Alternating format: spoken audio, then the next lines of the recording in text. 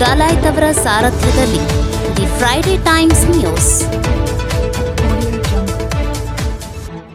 ಈಗ ಕಾಂಗ್ರೆಸ್ನವರಿಗೆ ಭಯ ಶುರುವಾಗಿದೆ. ಪ್ರಹ್ಲಾದ್ ಜೋಶಿ ಇಂಧನ ಸಚಿವ ಕೆಜೆ ಜಾರ್ಜ್ಗೆ ಮೊದಲು ತಮ್ಮ ಕಾಂಗ್ರೆಸ್ ಪಕ್ಷದಲ್ಲಿ ಏನಾಗುತ್ತಿದೆ ಎಂದು ತಿಳಿದುಕೊಂಡು ಆಮೇಲೆ ಕೇಂದ್ರ ಸರ್ಕಾರದ ಬಗ್ಗೆ ಮಾತನಾಡಲಿ ಎಂದು ಕೇಂದ್ರ ಸಚಿವ ಪ್ರಹ್ಲಾದ್ ಜೋಶಿ ಲೇವಡಿ ಮಾಡಿದರು. ಅವರು ಶಿರಹಟ್ಟಿ ಫಕೀರೇಶ್ವರ ಮಠಕ್ಕೆ ಭೇಟಿ ನೀಡುವ ಸಂದರ್ಭದಲ್ಲಿ ಲಕ್ಷ್ಮೇಶ್ವರದಲ್ಲಿ ಮಾಧ್ಯಮದವರೊಂದಿಗೆ ಮಾತನಾಡಿದ ಅವರು, ಕೇಂದ್ರದಲ್ಲಿ ಎನ್ಡಿಎ ಸರ್ಕಾರ ಬಹುಮತದಿಂದ ಸುಭದ್ರವಾಗಿದೆ. ಸಿಎಂ ಸಿದ್ದರಾಮಯ್ಯನವರ ಕೇಸ್ ಹೈಕೋರ್ಟ್ನಲ್ಲಿ ಉಲ್ಟಾ ಆದರೆ ಕಾಂಗ್ರೆಸ್ನವರ ಪರಿಸ್ಥಿತಿ ಏನು ಎಂದು ಭಯ ಶುರುವಾಗಿದ್ದು, ಅದಕ್ಕೆ ಕೇಂದ್ರದ ಬಗ್ಗೆ ಈ ತರ ಮಾತನಾಡುತ್ತಿದ್ದಾರೆ. ರಾಜ್ಯಪಾಲರು ಸಂವಿಧಾನಬದ್ಧವಾಗಿ ಪ್ರಾಸಿಕ್ಯೂಷನ್ಗೆ ಅನುಮತಿ ಕೊಟ್ಟಿದ್ದಾರೆ, ಆದರೆ ಕಾಂಗ್ರೆಸ್ನವರು ತನಿಖೆ ಮಾಡಬಾರದು ಎಂದು ಹೇಳುವುದು ಹಾಸ್ಯಾಸ್ಪದವಾಗಿದೆ. ಈ ಹಿಂದೆ ಭಾರದ್ವಾಜ್ ಅವರು ರಾಜ್ಯಪಾಲರಾಗಿದ್ದಾಗ ಇದೇ ಸಿದ್ದರಾಮಯ್ಯನವರು ಆವಾಗ ಹೇಳಿಕೆ ಏನು ಇತ್ತು ಅಂತ ಹೇಳಲಿ. ಸಿಎಂ ಸಿದ್ದರಾಮಯ್ಯನವರು ತಪ್ಪೇ ಮಾಡಿಲ್ಲ ಅಂದ್ರೆ ಯಾಕೆ ಭಯ ಪಡುತ್ತಿದ್ದೀರಿ ಎಂದು ಪ್ರಶ್ನೆ ಹಾಕಿದರು. ಸಿದ್ದರಾಮಯ್ಯನವರು ಟೆಂಪಲ್ ರನ್ ಮಾಡುತ್ತಿದ್ದಾರೆ ಯಾಕೆ ಎಂಬ ಪ್ರಶ್ನೆಗೆ ಪ್ರತಿಕ್ರಿಯಿಸಿದ ಅವರು, ಮೊದಲೆಲ್ಲ ಕಾಂಗ್ರೆಸ್ನ ಇಂದಿರಾ ಗಾಂಧಿ, ರಾಹುಲ್ ಗಾಂಧಿ, ಸೋನಿಯಾ ಗಾಂಧಿ ಅವರು ಹಿಂದೂ ದೇವಸ್ಥಾನಗಳ ಬಗ್ಗೆ ಅಷ್ಟೊಂದು ಮಾನ್ಯತೆ ಕೊಡುತ್ತಿದ್ದಿಲ್ಲ ಮತ್ತು ಅನುಸರಿಸುತ್ತಿದ್ದಿಲ್ಲ. ಆದರೆ ಈಗ ಹಿಂದೂ ಸಮಾಜ ಜಾಗೃತವಾಗಿರುವುದರಿಂದ ಭಯಪಟ್ಟು ಸಿದ್ದರಾಮಯ್ಯ ಟೆಂಪಲ್ ರನ್ ನಡೆಸಿದ್ದಾರೆ ಎಂದು ಹೇಳಿದರು. ಲೋಕಸಭಾ ಚುನಾವಣೆಯಲ್ಲಿ ಲಿಂಗಾಲೇಶ್ವರ ಶ್ರೀಗಳ ಹಾಗೂ ನಿಮ್ಮ ನಡುವಿನ ವೈಮನಸ್ಸು, ಈಗ ಮಠಕ್ಕೆ ಭೇಟಿ ನೀಡುವ ಉದ್ದೇಶ ಏನು ಎಂಬ ಪ್ರಶ್ನೆಗೆ ಉತ್ತರಿಸಿದ ಅವರು, ಶ್ರೀಮಠದಲ್ಲಿ ಹಿರಿಯ ಫಕೀರ ಸಿದ್ದರಾಮ ಶ್ರೀಗಳು ಇದ್ದಾರೆ. 5 ಚುನಾವಣೆಯಲ್ಲಿ ಅವರು ಆಶೀರ್ವಾದ ಮಾಡಿದ್ದಾರೆ. ಮೊದಲೆಲ್ಲ ಮಠಕ್ಕೆ ಬಂದು ಹೋಗ್ತಾ ಇದ್ದೆ, ಈಗ ಅವರ ಭೇಟಿ ಮಾಡಿ ದರ್ಶನ ಪಡೆದುಕೊಂಡು ಹೋಗಲು ಬಂದಿದ್ದೇನೆ ಎಂದು ಹೇಳಿದರು. ಈ ಸಂದರ್ಭದಲ್ಲಿ ಶಾಸಕ ಡಾಕ್ಟರ್ ಚಂದ್ರಲಮಾಣಿ, ಕುಂದಗೋಳ ಶಾಸಕ ಎಂಆರ್ ಪಾಟೀಲ್, ರವಿ ದಂಡಿನ್, ಮಾಜಿ ವಿಧಾನ ಪರಿಷತ್ ಸದಸ್ಯ ನಾಗರಾಜ ಛಬ್ಬಿ, ಶರಣು ಅಂಗಡಿ, ಶಿರಹಟ್ಟಿ ಮತಕ್ಷೇತ್ರದ ಬಿಜೆಪಿ ಅಧ್ಯಕ್ಷ ಸುನೀಲ್ ಮಹಾಂತ ಶೆಟ್ಟರ್, ನಗರ ಬಿಜೆಪಿ ಅಧ್ಯಕ್ಷ ನವೀನ್ ಬೆಳಟ್ಟಿ ಸೇರಿದಂತೆ ಮುಂತಾದವರು ಇದ್ದರು.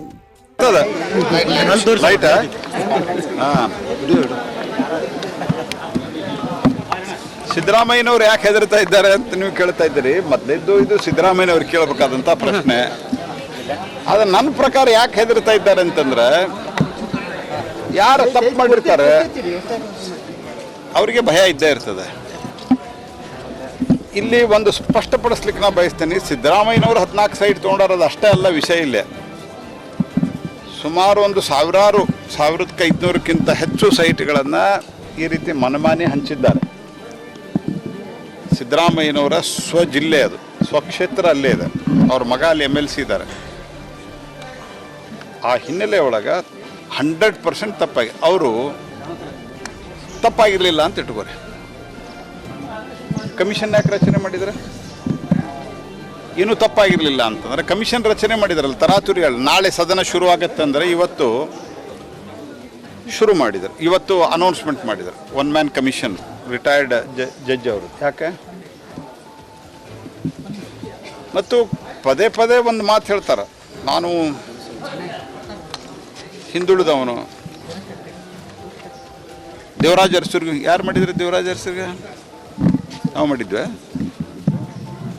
ಅವಾಗಿನಿದ್ದ ಸಂಸ್ಥಾ ಕಾಂಗ್ರೆಸ್ ಅವ್ರು ಮಾಡಿದ್ರು, ನಿಮ್ಮ ಪಾರ್ಟಿಯವರು ಮಾಡಿದ್ರು. ನೀವು ಯಾವ ಪಾರ್ಟಿಯೊಳಗೆ ಇವತ್ತು ಸೋನಿಯಾ ಗಾಂಧಿ ಅವ್ರನ್ನ, ರಾಹುಲ್ ಗಾಂಧಿ ಅವ್ರನ್ನ ತಲೆ ಮೇಲೆ ಕೂಡಿಸ್ಕೊಂಡು ಅಡ್ಡಾಡ್ತಿದ್ದಿಲ್ಲ?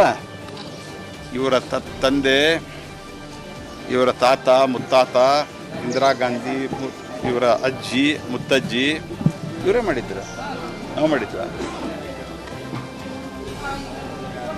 ಕಾಂಗ್ರೆಸ್ ಪಾರ್ಟಿ ಒಳಗೆ ದಲಿತರಿಗೆ, ಕಾಂಗ್ರೆಸ್ ಪಾರ್ಟಿ ಒಳಗೆ OBCಗಳಿಗೆ ಯಾವತ್ತೂ ಬೆಲೆ ಇಲ್ಲ.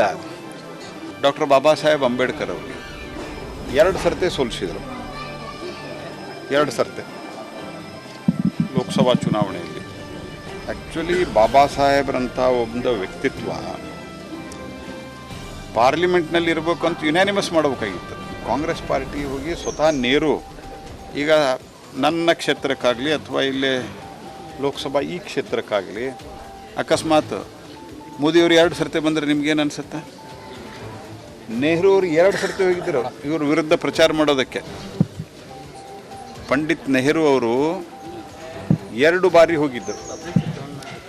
ಹಾಗಾಗಿ ನಾನು OBC ಅದಕ್ಕೆ ಹಿಂಗೆ ಮಾಡ್ತಾರೆ ಅಂತ ಹೇಳ್ತಾರಲ್ಲ ಸಿದ್ದರಾಮಯ್ಯನವರು, ಹಿಂದ ನೀವು ತಪ್ಪು ಮಾಡಿ ಅದಕ್ಕೆ ಜಾತಿ ಹೆಸರಿನಲ್ಲಿ ರಕ್ಷಣೆ ತೆಗೆದುಕೊಳ್ಳಿಕ್ಕೆ ಹೋಗ್ಬೇಡ್ರಿ. ಆಯ್ತು, ನಿಮಗೆ ಕಾಂಗ್ರೆಸ್ ಪಾರ್ಟಿಯವರಿಗೆ ನಿಮಗೆ ಭಾಳ ಪ್ರೇಮ ಅದಲ್ಲ, ತನಿಖೆ ಆಗುವವರೆಗೆ ಇನ್ನೊಬ್ಬ ಒ ಬಿ ಸಿ ನಿಮ್ಮ ಹೆಸರಲ್ಲ ಮುಖ್ಯಮಂತ್ರಿ. ನಾವು ನಿಮ್ಮ ಸರ್ಕಾರ ಬೀಳಿಸೋದಿಲ್ಲ. ಇದು ನನ್ನ ಸ್ಪಷ್ಟವಾದಂಥ ನನ್ನ ಅಭಿಪ್ರಾಯ, ನಮ್ಮ ಪಾರ್ಟಿ ಅಭಿಪ್ರಾಯ. ಯಾವ ಕಾರಣಕ್ಕೂ ಜನ 136 ಸೀಟನ್ನು ಕಾಂಗ್ರೆಸ್ ಪಾರ್ಟಿಗೆ ಕೊಟ್ಟಿದ್ದಾರೆ 2023ರಲ್ಲಿ. ನಾವು ಈ ಸರ್ಕಾರವನ್ನು ಕೆಡುವ ಯಾವ ಪ್ರಯತ್ನವನ್ನು ಮಾಡೋದಿಲ್ಲ. ನೀವು ಇನ್ನೊಬ್ಬರು ಮಾಡಿರಿ ತೆಗೆದು. ನಿಮ್ಗೆ ಯಾಕೆ ಭಯ? ಒಮ್ಮೆ ತೆಗೆದುಬಿಟ್ರೆ ನಾ ಮೂಲಿ ಗುಂಪಾಗ್ತೀನಿ ಅಂತ ಭಯನ ನಿಮಗೆ ಸಿದ್ದರಾಮಯ್ಯನವ್ರೆ? ಪರಮೇಶ್ವರನ ಯಾರು ಸೋಲಿಸಿದ್ರು? ಪರಮೇಶ್ವರನ ಸೋಲಿದ್ದವ್ರು ನೀವು. ನಿಮಗೆ S T O B C ಅಂತ ಮಾತಾಡಿದ್ರೆ. ಆದ್ದರಿಂದ ಇವತ್ತು ಮೂಡಾದಲ್ಲಿ ಮತ್ತು ವಾಲ್ಮೀಕಿದಲ್ಲಿ ಅವ್ರು ಹೇಳಿಬಿಟ್ಟಿದ್ದಾರೆ, ಹೌದು 189 ಕೋಟಿ ತಿಂದಿಲ್ಲ, 89 ಕೋಟಿ ತಿಂದಿವಿ ಅಂತ ಹೇಳಿದಾರಿಲ್ರಿ. ನೀವೇ ಯಾರಿಗೆ ಹೇಳ್ತೀರಿ? ನೀವು ಒಂದು ತಿಳ್ಕೊರಿ. ನೀವು ಕುಮಾರಸ್ವಾಮಿ ಪ್ರಕರಣ ಯಾವಾಗಿಂದ ನಡೆದದ? 2005-6ರಿಂದ ನಡೆದ. 2013ರಲ್ಲಿ ಸರ್ಕಾರದಲ್ಲಿ ಯಾರಿದ್ರಿ? ಸಾಹೇಬ್ರ ಸಿದ್ದರಾಮಯ್ಯನವ್ರು ಇದ್ರದಲ್ಲ. 2018ರಿಂದ 19 ಅರ್ಧ ಅಂದ್ರೆ 1.5 ವರ್ಷ ಕುಮಾರಸ್ವಾಮಿನ ಕರ್ಕೊಂಬಂದು ಮುಖ್ಯಮಂತ್ರಿ ಯಾರು ಮಾಡಿದ್ರು? ಯಾರಿಗೆ ಕತೆ ಹೇಳ್ತೀರಿ ನೀವು? ಜನ ಎಲ್ಲ ಜನ ಸುಮ್ಮನೆ ಇರ್ತಾರ ಅಂತಂದ್ರೆ ಮರ್ತು ಬಿಟ್ರ ಅಂತ ತಿಳ್ಕೊಬೇಡ್ರಿ. 2004-05ರಲ್ಲಿ ಆದಂಥ ಸೋಕಾಲ್ಡ್ ಹಗರಣವನ್ನು ನೀವು ಯಾಕೆ 13ರಲ್ಲಿ ಆ್ಯಕ್ಷನ್ ತಗೊಳ್ಳಿಲ್ಲ? ಪೂರ್ತಿ 5 ವರ್ಷ ಇದ್ರಲ್ಲಿ ನೀವೇ ಮುಖ್ಯಮಂತ್ರಿ ಇದ್ರಿ. ಅವ್ರ ಮೇಲೆ ಕ್ರಮ ತೆಗೆದುಕೊಳ್ಬಿಡ್ರಿ. ದೇವೇಗೌಡರ ಮನೆಗೆ ಹೋಗಿ ಕುಮಾರಸ್ವಾಮಿನ ಮುಖ್ಯಮಂತ್ರಿ ಮಾಡಿದ್ದಾರೆ. ಅವ್ರು ಬರೀ 34-35 ಎಷ್ಟೋ ಇದ್ರು. ಅವರು 37. ಇವ್ರು ಎಷ್ಟಿದ್ರೆ 68-70 ಇದ್ರು. ಅವ್ರನ್ನ ಹಿಡ್ಕೊಂಡು ಹೋಗಿ ಮುಖ್ಯಮಂತ್ರಿ ಮಾಡಿದವ್ರು ನೀವು ನಮಗೆ ಕೇಳ್ತೀರಿ ರಾಜ್ಯಪಾಲರು ಯಾಕೆ ಮಾಡಿಲ್ಲ ಅಂತ. There should be some sense in talking ಅಷ್ಟೇ. ನೋಡ್ರಿ, ಸ್ಟೇ ತರುವುದು ಅರ್ಥ ಏನೋ ಆಗೇ ಬಿಟ್ಟಿದೆ ಅಂತಲ್ಲ. ಯಾಕಂದರೆ ಕೆಲವರು ಅನಗತ್ಯವಾದಂಥ ವಿವಾದಾತ್ಮಕವಾದಂಥ ಕುಚೋದ್ಯತನದ ಕೆಲವರು, ನಾನು ಯಾರ ಬಗ್ಗೆನೂ ಹೆಸರು ತೆಗೆದುಕೊಂಡು ಹೇಳ್ತಲ್ಲ, ಹಂಗಾಗಿ ಯಾರೋ ನನಗೆ ಅಂದಾರ ಅಂತ ತಿಳ್ಕೊಳ್ಳೋದು ಬೇಡ. ಈ ಮೂಡಾ ಮತ್ತು ವಾಲ್ಮೀಕಿ ಹಗರಣ ನಂತರ ರಾಜಕಾರಣದಲ್ಲಿ ಪರಸ್ಪರ ಅಸಂಬದ್ಧ ಆರೋಪಗಳನ್ನು ಮಾಡ್ತಾಯಿದ್ದಾರೆ, ವಿತೌಟ್ ಡಾಕ್ಯುಮೆಂಟು ಇತ್ಯಾದಿ. ಆ ರೀತಿ ಪ್ರಸಾರ ಮಾಡಬಾರ್ದು. ಕೆಲವರು ಹೋಗಿರ್ಬೋದು, ಅದ್ರ ಬಗ್ಗೆ ನಾನು ಹೆಚ್ಚು ಕಾಮೆಂಟ್ ಮಾಡಲಿಕ್ಕೆ ಹೋಗಲ್ಲ. ಈಗ ನಾನೀಗೇನು ಪ್ರತಿಕ್ರಿಯೆ ವ್ಯಕ್ತಪಡಿಸಲ್ಲ. ನಾನು ಇಷ್ಟನ್ನು ಮಾತ್ರ ಹೇಳ್ತೀನಿ. ನೀವು ಚಂದ್ರು ಲಮಾಣಿ ಅವರು ಇಲ್ಲೇ ಇದ್ದಾರೆ ಕೇಳಿದ್ರೆ, ನಾನು ಚಂದ್ರು ಲಮಾಣಿ ಅವರಿಗೆ ನಿನ್ನೆನೇ ಹೇಳಿದ್ದೆ, ನಾನು ಮಠಕ್ಕೆ ಬರ್ತಾಯಿದ್ದೀನಿ, 2 ಶ್ರೀಗಳಿದ್ದರೆ 2 ಶ್ರೀಗಳನ್ನು ನಾನು ಭೇಟಿ ಮಾಡಿ ಅವ್ರ ಆಶೀರ್ವಾದ ತೊಗೊಂಡು ಹೋಗ್ತೀನಿ ಅಂತ ಹೇಳಿದ್ದೆ. ಅದು ಯಾವುದು ನನಗೆ ಆ ಟೈಮ್ದಲ್ಲಿ ಏನಾಗಿತ್ತು ಆಗಿ ಹೋಗಿದೆ. ಅವರ ಆಶೀರ್ವಾದ ನಾನು ಇವತ್ತಿಲ್ಲ, ನಾಳೆ ತೆಗೆದುಕೊಳ್ತೇನೆ. ಮತ್ತು ನಾನು ಇದನ್ನು ಹೇಳ್ತೇನೆ, ಅಕಸ್ಮಾತ್ ಏನಾದರೂ ತಪ್ಪಾಗಿದೆ ಅಂತಂದ್ರೆ ನಮ್ಮನ್ನು ಕ್ಷಮಿಸಿ ಆಶೀರ್ವಾದ ಮಾಡ್ರಿ ಅಂತ ಕೇಳ್ತೀನಿ.